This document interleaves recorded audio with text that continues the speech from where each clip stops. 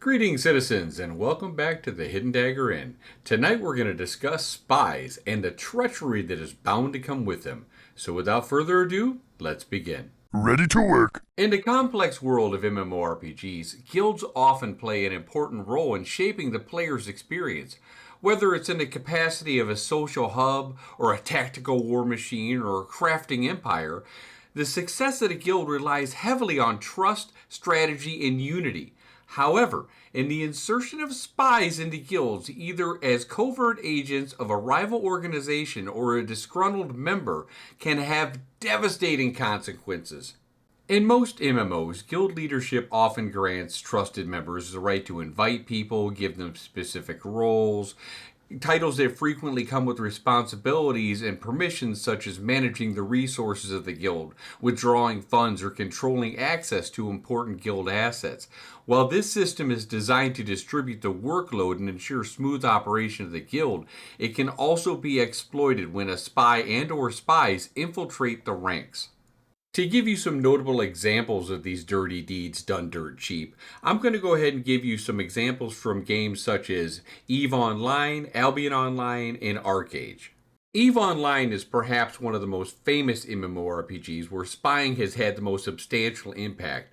A big example was the Guiding Hand Social Club heist back in 2005, one of the game's most legendary spy operations in gaming history, where a group of spies infiltrated the corporation over months, eventually leading to the assassination, which they had in EVE, I don't expect they'll have that in Ashes, of the CEO, theft of billions of in-game currency, and a major scandal in the game. And then you had the Band of Brothers collapse in 2009, where an internal spy known as Haragoth Argamar, I probably screwed that guild name up, was responsible for disbanding the Band of Brothers, or BOB, one of the most powerful alliances in EVE's history.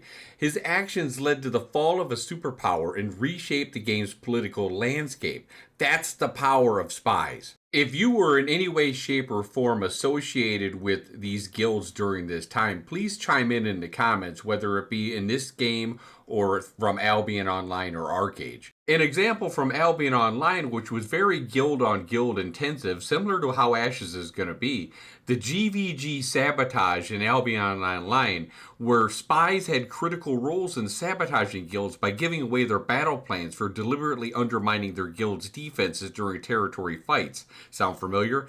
In one instance, a spy intentionally misdirected a guild's defensive strategies, allowing the guild to seize multiple territories. And of course, the game near and dear to my heart is ArcAge, and ArcAge had lots of spies. And one of the biggest ways that it could affect you were the trade route sabotage.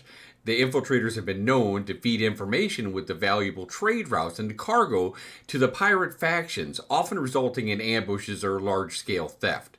So from those examples of those other games, which all have systems that are going to be in Ashes of Creation, the guilds in Ashes of Creation are going to face a variety of potential problems when it comes to spies, some of which are going to have significant impacts on their gameplay strategy and, let's face it, their overall success.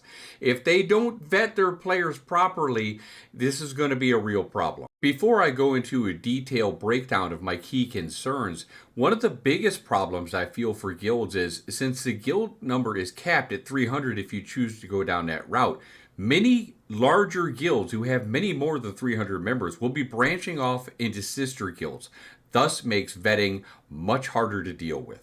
On a long list of key concerns, node developments is right up there at the top. Spies could provide rival guilds with the information about a node's development. What kind of defenses they have? How is their economic growth? What's their military strength at? Is the largest guild on vacation? Is the mayor gone?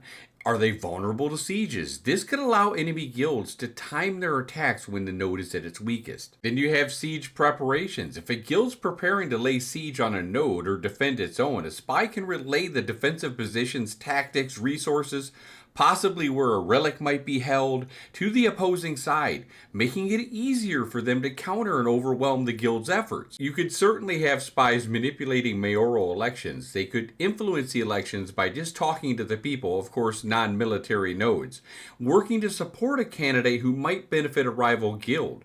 A rival-controlled mayor could negatively impact the guild's growth, taxation policies, and decisions about the public works and or defenses. Now, in most cases, they're going to need the citizens' vote to go ahead and bring down a building, but it will definitely slow down progress either way. Internal sabotage and disruption. Spies are definitely going to be in your Discord, spreading misinformation, trying to cause infighting, which may weaken the trust and cooperation among your members. False loyalty, and this one's a really tough one to pick up on, because a spy might just build fake alliances or close relationships, positioning themselves close to leadership roles where they can make the detrimental decisions to turn members against each other. In a game that's definitely going to rely heavily on alliances, this next concern is completely legit. Undermining strategic alliances. Spies will be able to sabotage external relationships. If a guild is negotiating alliances, a spy might reveal sensitive information that's going to compromise the trust with the potential allies or destabilize existing alliances, possibly giving away caravan info. This could lead to broken pacts or even direct conflicts between those what used to be allies. And this one you're definitely going to see as well. Caravan espionage and trade sabotage. If a guild heavily invests in trade, a spy could sabotage your trade runs by organizing internal misinformation or revealing their weaknesses, possibly giving you the names of their healer or telling you who their shot caller is so you can dispose of them quickly. Definitely could result in huge financial losses. And there's many more, including exposing node and guild politics, monitoring progress on military nodes or crafting projects. You have guild betrayal during sieges.